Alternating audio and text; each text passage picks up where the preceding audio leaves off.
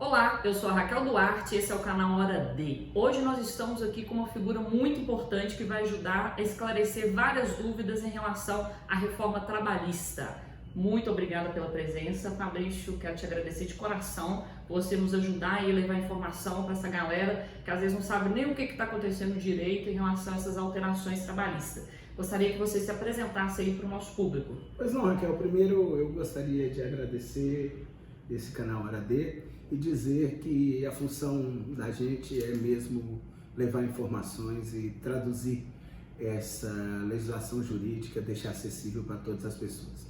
Meu nome é Antônio Fabrício Gonçalves, eu sou advogado trabalhista desde 1993, sou professor da PUC Minas, presidi a Ordem dos Advogados do Brasil de Minas Gerais entre 2016 e 2018. Quando você começa a errar a década é porque a sua idade já começa a te entregar. Presidi a Associação Brasileira dos Advogados Trabalhistas, a ABRAT, entre 2012 e 2014 e leciono Direito do Trabalho desde 1998. Que bagagem! Trabalho só com Direito do Trabalho atualmente, escrevi em Direito do Trabalho, são mais de 25 trabalhos publicados no Brasil e no exterior, e tem uma obra que acabou sendo uma obra referência nessa parte de diminuição e perda de direitos dos trabalhadores, que é a Flexibilização Trabalhista, que se encontra esgotado na 3ª edição. E tem previsão de voltar? Foi tanta mudança no Temer e no Bolsonaro que eu acho que eu vou ter que parar um ano para... Eu acho que eu tenho que fazer outro livro, eu tenho que matar esse e fazer outro. Mas acho de extrema importância discutirmos essas questões porque afeta diretamente na vida das pessoas. Eu acho que às vezes as pessoas não observam, mas é fácil fazer esse exercício. A primeira coisa que você faz quando apresenta alguém para outra pessoa é dizer o nome. A segunda coisa é dizer o que ela faz, qual a ocupação. Então alguém vai me apresentar, um aluno meu me encontra, eu encontro com um aluno com o pai. Pai, esse é Fabrício, meu professor de Direito do Trabalho. Então, a centralidade do trabalho, ela existe no mundo, existe no Brasil, mas não é uma coisa que sempre existiu. Se formos olhar no período do Império, por exemplo, poucas pessoas trabalhavam, o trabalho era feito por escravos, o trabalho livre era feito por poucas pessoas. Então, mas hoje nós temos o trabalho como algo central na sociedade. Começamos a ver categorias de pessoas como os chamados neném, que são aqueles adolescentes que param de estudar e nem estudam nem trabalham. Nem. E essas pessoas, elas podem não incomodar os pais, mas elas incomodam toda a sociedade pela importância do trabalho e pelo que é o trabalho em termos de elemento central da sociedade e de colocação daquela pessoa. Você pode ver que em períodos de grande desemprego aumenta o número de suicídios. Sim. Em período de grande desemprego aumenta o número de depressão. Em período de grande desemprego aumenta subemprego, aumenta atividades de pessoas fora da sua atividade de formação. Em períodos de desempregos aparecem outras atividades precarizadas, como você vê, por exemplo, o fato de você chamar um carro no aplicativo e o motorista ser um engenheiro que estava desempregado. Então, esse é o mundo do trabalho, essa é a importância do trabalho na vida das pessoas, de dar sentido à vida das pessoas, de fazer com que elas estejam inseridas naquela sociedade em que o trabalho é central. E quais foram as principais mudanças nessa reforma, assim, de impacto realmente para o trabalhador? Vamos lá. Em 2017 veio a reforma trabalhista. Certo. Começou a se discutir no final de 2016, 2017 veio a reforma com o governo Temer. A reforma trabalhista foi aprovada e entrou em vigor em novembro de 2017. Ou seja, esse programa é um programa de avaliação e análise de 2 anos da reforma trabalhista em vigor. Muito próprio discutir nesse momento quais foram os impactos, o que são os impactos da reforma. A princípio falaram que iam alterar 33 disposições da CLT, mas a alteração foi muito maior. Foram mais de 110 artigos alterados e 211 alterações de impacto dentro desses artigos. Então, mudou um monte de coisa na vida de um monte de gente. Para as empresas tem um monte de vantagem, para os trabalhadores algumas questões que têm que ser levantadas como perdas, como prêmio, e depois a gente vai falar pontualmente sobre isso. Mas nós temos que entender em que contexto a reforma trabalhista foi proposta. A reforma trabalhista foi proposta como forma de aumentar o número de empregos no Brasil. E que o Brasil estava com mais de 12 milhões de desempregados e a reforma traria uma geração de empregos. Nós temos diversas reportagens, dentre elas uma reportagem gigante da Globo News, quando a reforma fez um ano, que não aumentou, pelo contrário. O desemprego aumentou apesar da reforma. Isso é bom que se diga, que não é a lei que faz gerar emprego, ou não a diminuição da lei que faz gerar emprego. O que faz gerar emprego é crescimento econômico, distribuição criação de postos de trabalho, criação de emprego, de políticas de emprego e renda, microcrédito, essas coisas que fazem gerar emprego. Nós tivemos uma CLT que vigorou no Brasil de 43 até 2017, e dentro desse período teve emprego, teve desemprego, teve pleno emprego, teve crise econômica, independente de como eram as normas trabalhistas. Então não é o direito do trabalho que é responsável pelo desemprego. Isso está provado em diversos trabalhos científicos. Esse trabalho que eu escrevi tenta demonstrar isso, que não é o direito do trabalho que gera emprego. Tanto que a reforma trabalhista foi feita e hoje nós temos mais de 13 milhões de desempregados. E um monte de subempregado. Lembrando que o IBGE, na sua metodologia, ele só considera desempregado quem está procurando emprego. Quem parou de procurar emprego já cai numa outra categoria chamada de desalentados. São aquelas pessoas que já estão... desistiram. E já entregaram mais ou menos os pontos e tem 2 anos que está dentro de casa sem emprego, mas tem outros que têm 2 anos que estão atrás no mercado de trabalho sem emprego. Então isso é importante que se diga. A reforma trabalhista não trouxe aumento de postos de trabalho no Brasil. Apesar da reforma, os postos de trabalho no Brasil formais, com carteira assinada, o número de empregados, e eu quero deixar bem claro, como estávamos conversando aqui antes, que empregado é um conceito jurídico trazido pelo artigo 2º e 3º da CLT, que são pessoas físicas que trabalham dentro dos locais de trabalho, que recebem salário, que são subordinados. Essas pessoas são empregados. Mas nós estamos vivendo um momento politicamente correto que nada pode se falar mais. Por exemplo, dizem que não existe mais gordo, que é portador de adiposidade em excesso. Eu, por exemplo, me avoco no direito... meu direito adquirido de ser gordo. Então não me venha com portador de adiposidade, essas coisas. Então ficam criando nomes, situações, outras nomenclaturas que tentam amenizar determinadas situações. Eu cheguei numa lanchonete esses dias e falei assim, me dá um sanduíche de pão preto. Ele falou, não, é pão afrodescendente. Nossa. Tudo bem, vamos seguir. Então, não há nenhuma diminuição na nomenclatura empregado ou empregador, são 2 conceitos jurídicos trazidos pela CLT, e, como eu tenho repetido, quantos milhões de brasileiros gostariam hoje de ser chamados de empregados, de ter sua carteira assinada, recolhimento de INSS, fundo de garantia e tudo mais.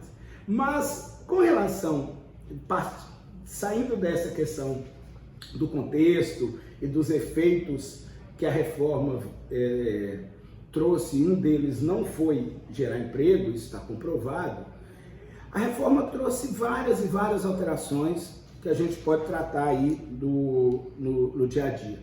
Vamos falar para o empregado, vamos falar para quem trabalha também em departamento pessoal, para gestores. Sim. Quando eu dispensava alguém antes da reforma, com menos de 1 ano de empresa, o acerto era feito na própria empresa. Isso. Com mais de 1 ano, tinha que ir no sindicato. Chegava no sindicato, o empregado dizia assim, olha, não me pagaram hora extra, eu não tinha equipamento de proteção individual, eu tinha uma diferença salarial porque eu trabalhava com uma pessoa do meu lado que ganhava 2.000, ganhava 1.000 e a gente fazia a mesma coisa. Aí o sindicato escrevia na rescisão, chamava de ressalva. Hoje, se a pessoa tiver 1 ano de trabalho, 2, 10, 40, é dispensado, o acerto é na própria empresa, não tem mais a participação do sindicato, a não ser que os sindicatos negociem por acordo da convenção coletiva a existência desta obrigatoriedade, né? Houve uma revogação, e aí eu falo para as mulheres, do intervalo de 15 minutos que a mulher tinha direito. Houve perdas, e eu acho que a principal situação que a reforma trouxe de mais exagero foi o fato de autorizar mulher grávida a trabalhar em local insalubre. Sim. Havia uma proibição que mulher grávida não poderia trabalhar em local insalubre, pelo menos no período da gravidez. E a CLT, com a reforma, libera a mulher para trabalhar.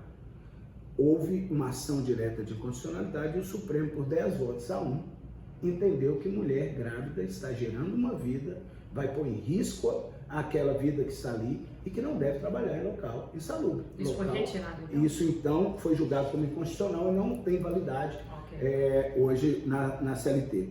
Mas eu não acredito, se a reforma veio para aumentar a produção, para aumentar a produtividade das empresas, eu não acredito que colocar uma mulher grávida num local insalubre vai aumentar a produtividade ou diminuir a produtividade, sempre que está colocando em risco a vida, porque ela está respirando gás tóxico, ela está trabalhando com pintura automotiva, ela está trabalhando com combustível, abastecendo em posto de gasolina, mulher como frentista, isso tudo traria esse prejuízo.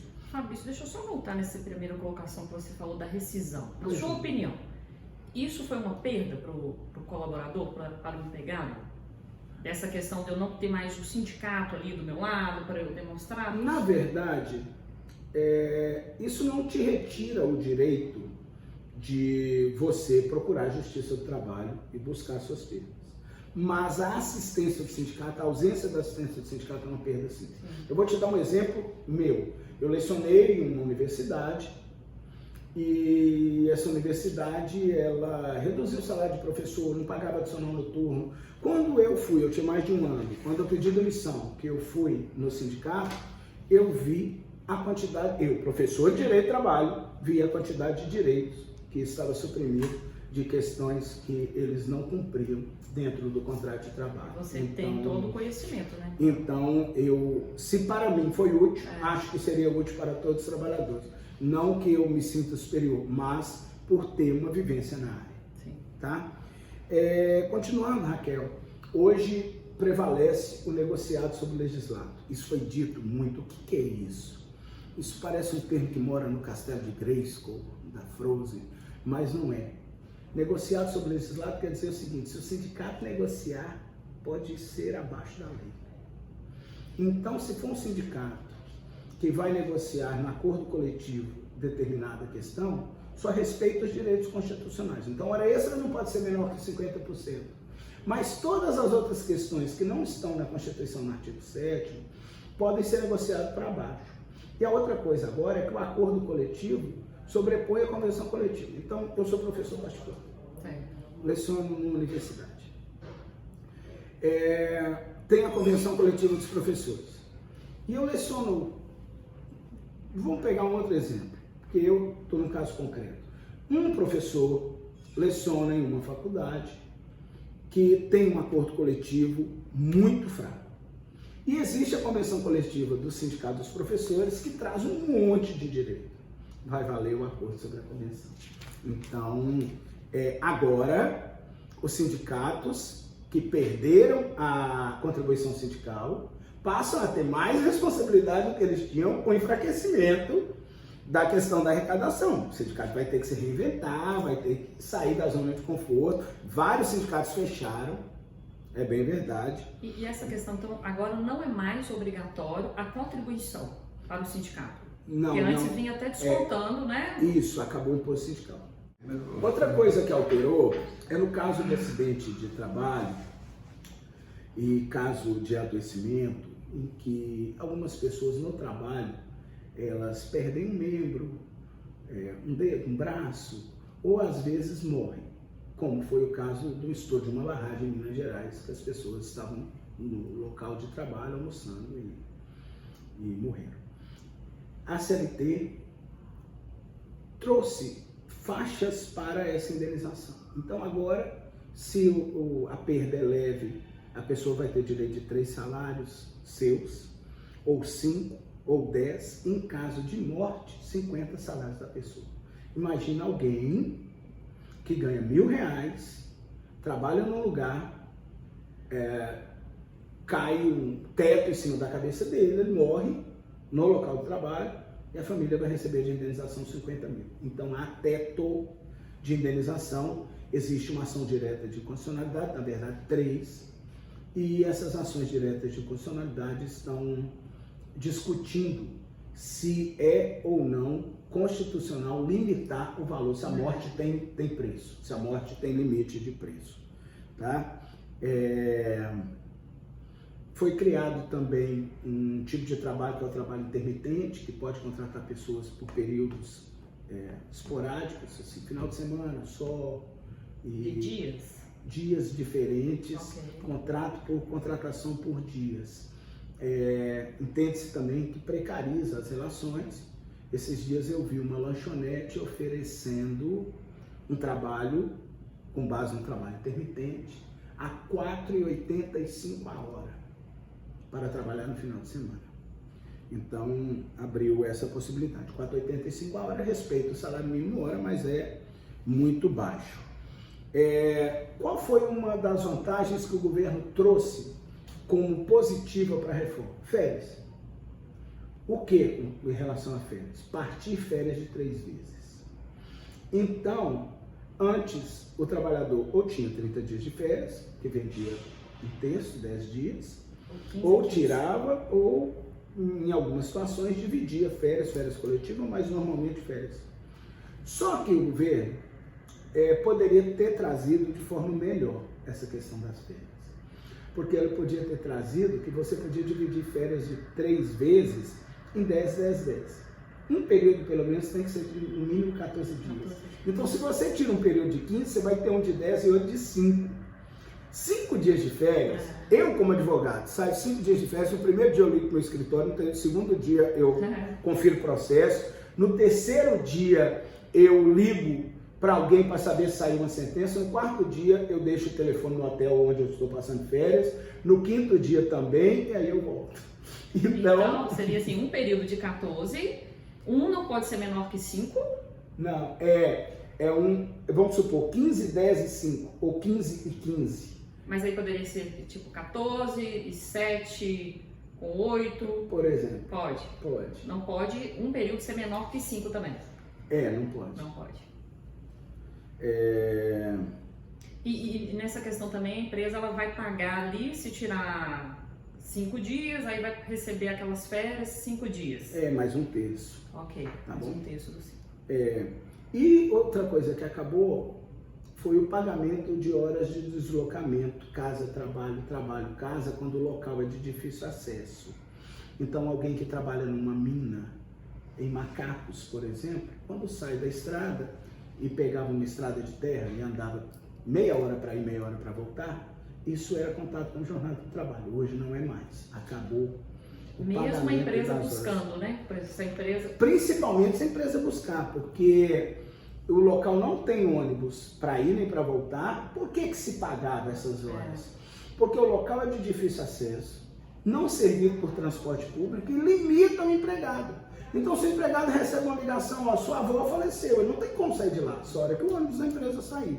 Então, por isso que havia pagamento. Outra coisa, para quem trabalha e cada dia tem mais, é o teletrabalho, que é o trabalho à distância, trabalho em domicílio, trabalho em casa, pagava-se hora extra. E hoje, Fabrício, mas como pagar hora extra para alguém que trabalha em casa? Olha, hoje existem vários meios telemáticos que tem como controlar.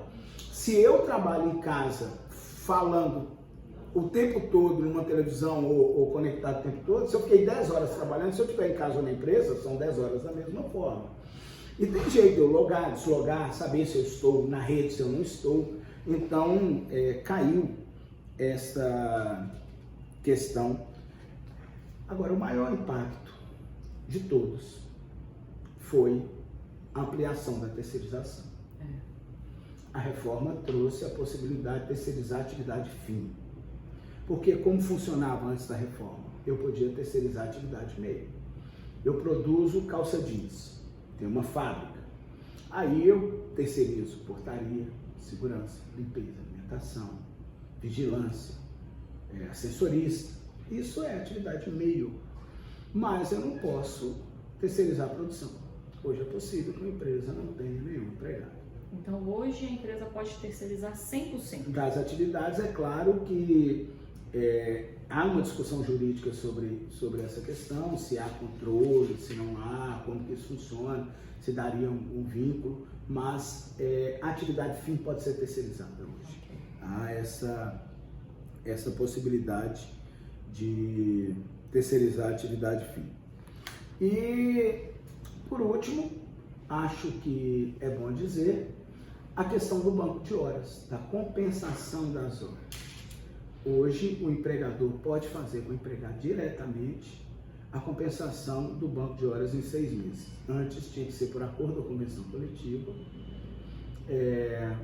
não valia por acordo individual. Hoje vale o acordo individual para o banco de horas. Então, você tem um empregado, você faz o banco de horas com ele, ele faz horas extras durante 6 meses. Se você der folga compensatória, não há pagamento. Então, o banco de horas, o que é? É uma conta de débito e crédito em que o empregado faz horas extras e compensa essas horas extras.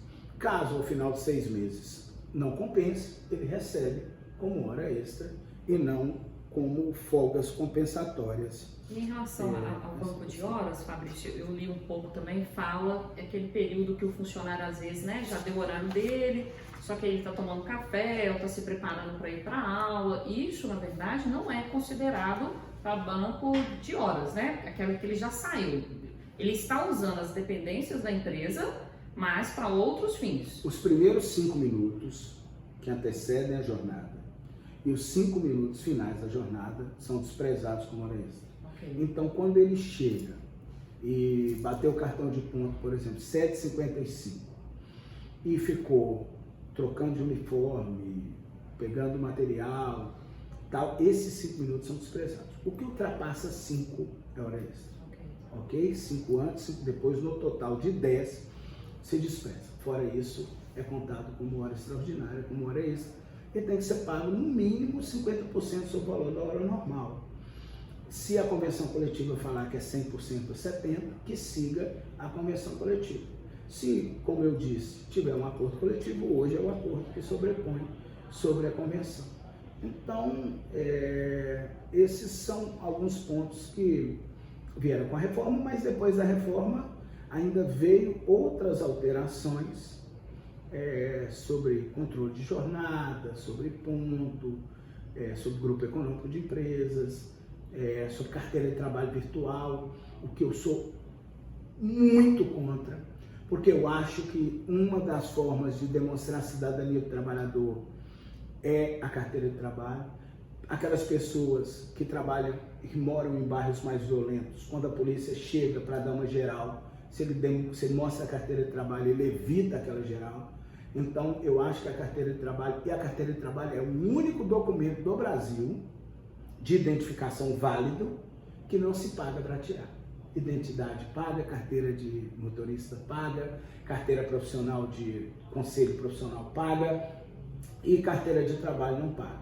Certidão de nascimento, certidão de óbito, tudo paga. E aí você imagina, chega um policial para dar uma geral ao trabalhador, não, eu tenho a carteira virtual, até ele abrir o celular, já passou muito tempo. Então, acho que foi um erro acabar com a carteira de trabalho física ou criar a hipótese de uma carteira de trabalho virtual, porque é um documento de inclusão, um documento de cidadania, um documento que prova que aquela pessoa é um trabalhador brasileiro. Ok.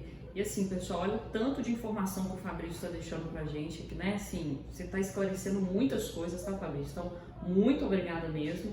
E eu gostaria só de igual sua opinião em relação, você já até iniciou falando um pouco, mas você acha que essa mudança para o trabalhador, né? Assim, nós perdemos, dentro do que você falou, assim, alguns direitos, né, que você abordou, mas agora a sua opinião em relação a essa reforma, ela foi positiva ou ainda está em construção, né? Você também trouxe a questão do que não gerou mais emprego, mas para quem está trabalhando, isso foi bom?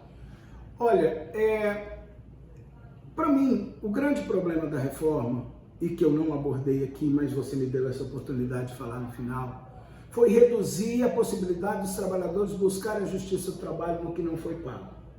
Por quê? Além de reduzir direitos dos trabalhadores, e teve umas coisas que precisavam alterar, que foi bom para a empresa, como pagamento de valores menores para poder recorrer, deu acesso à empresa a um monte de possibilidade de recurso. Então acho que tem alguns pontos de acerto. Passar os prazos para dias úteis também foi muito bom para nós que somos advogados e que representamos os trabalhadores e os empregadores na Justiça do Trabalho. E eu entendo a Justiça do Trabalho como um local em que capital e trabalho tem uma resposta para os seus problemas, porque nunca vai acabar as questões entre capital e trabalho. Eu gostaria que não existisse justiça do trabalho se não existisse conflito. Sim. Mas enquanto existe conflito, precisa.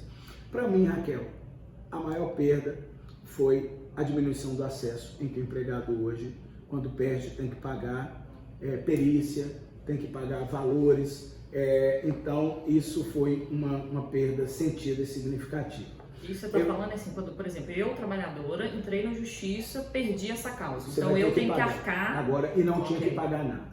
Então, está se discutindo no Supremo Tribunal Federal a constitucionalidade desse ponto, mas diminuiu muito o número de ações. Ah, mas tinha um monte de ação aventureira, mas tem um monte de ação séria também, e tem um monte de direito que fica para trás. Então, acho que a maior perda é a perda do acesso. Tem algumas regras de adaptação, mas tem muitos direitos retirados aqui dentro dessa reforma e do que pode vir para frente ainda.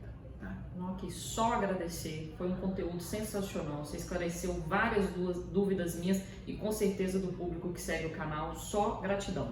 Muito obrigado. Eu que fico feliz. Muito estou à disposição. Se quiser fazer obrigada. Um 2, eu estou aí. Oh, com certeza. Muito obrigada. Tá bom. Um abraço para todos os telespectadores e pessoas que acompanham o canal. Obrigada, tá? Pessoal, até breve aí. Tchauzinho.